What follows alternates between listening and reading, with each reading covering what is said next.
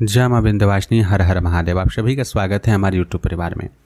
धनतेरस, नरक चतुर्दशी, दीपावली, गोवर्धन पूजा, भाई दूज, यह जो 5 दिवसीय त्यौहार है, इसमें बहुत सारे लोगों के द्वारा कुछ ऐसी गलतियां कर दी जाती हैं जिसका नकारात्मक प्रभाव पूरे वर्ष भर पूरे परिवार को झेलना पड़ता है। इन सभी गलतियों से बचना है। वो गलतियां कौन कौन सी है, आज के वीडियो में आप सभी के समक्ष रखेंगे ताकि इन गलतियों को हम सभी ना दोहराएं और भगवती लक्ष्मी की पूर्ण कृपा हम सभी को प्राप्त हो। इससे पहले कि इस विषय को आरंभ करें, आप सभी से निवेदन है कि चैनल को जरूर सब्सक्राइब करें, वीडियो को लाइक करें, आपके कोई प्रश्न हो तो कमेंट करें। फेसबुक पेज पे सुन रहे हैं तो फेसबुक पेज को जरूर लाइक कीजिए, शेयर कीजिए, वहाँ भी कमेंट कीजिए। वीडियो के डिस्क्रिप्शन में टाइटल में सभी विशेष बातों को, महत्वपूर्ण बातों को बताया जाता है, उन्हें भी अवश्य आप पढ़ लिया करें।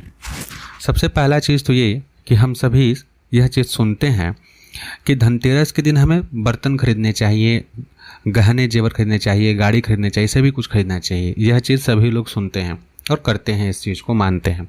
सबसे पहला चीज़ है कि इसमें सबसे बड़ी गलती क्या करते हैं कि धनतेरस के दिन बर्तन जो खरीद रहे होते हैं उसमें एल्युमिनियम के बर्तन, लोहे के बर्तन, इन सभी चीज़ों को खरीद लेते हैं, जो कि नहीं खरीदना चाहिए।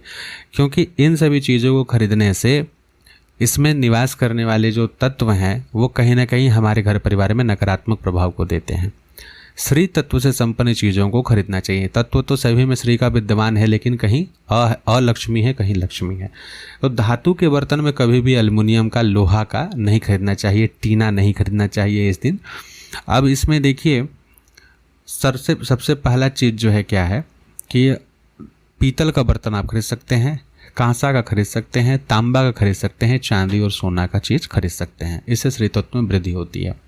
तीसरा चीज़ है कि हम सभी धनतेरस या दीपावली के समय में यक्षराज कुबेर की पूजा तो करते हैं, लेकिन उनके साथ कभी भगवान धन्वंतरी और अश्विनी कुमारी की पूजा बहुत कम लोग करते हैं।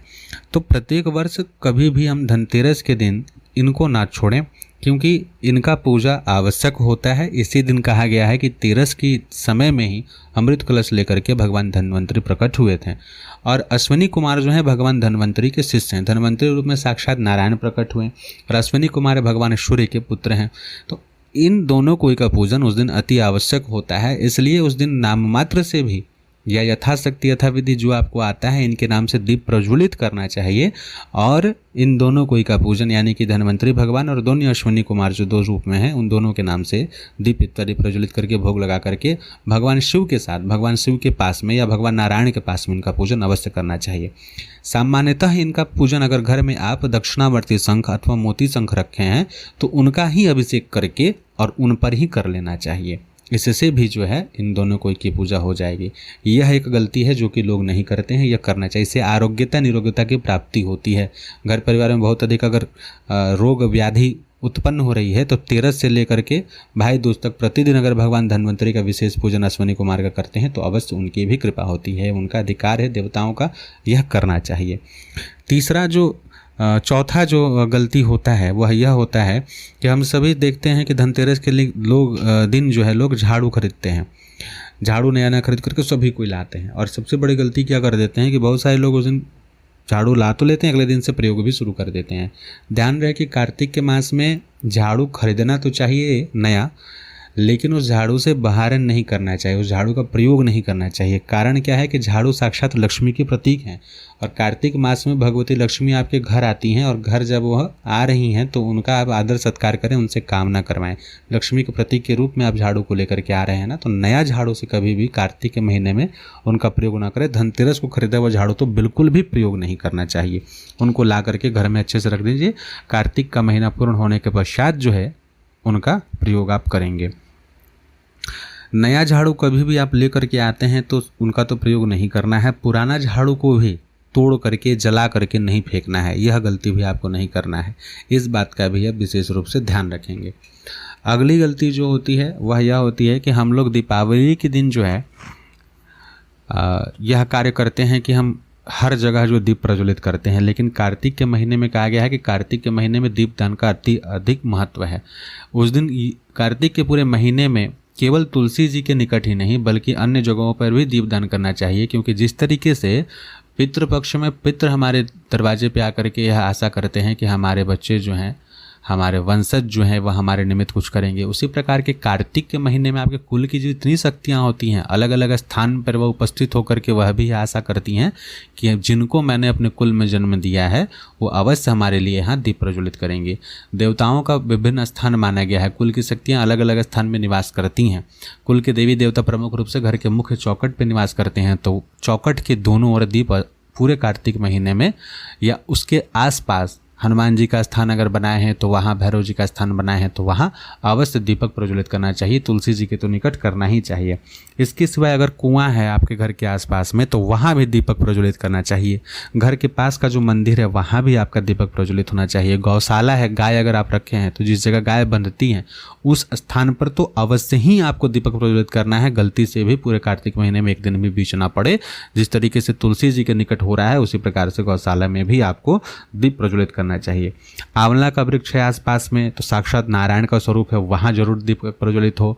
अपराजिता का पौधा लगाए हैं तो वहाँ भी जरूर दीपक प्रज्वलित करना है, क्योंकि वो साक्षात लक्ष्मी की प्रतीक हैं, तो उनके जड़ में उजाला होना अति आवश्यक है, तो वहाँ भी आपको जलाना चाहिए।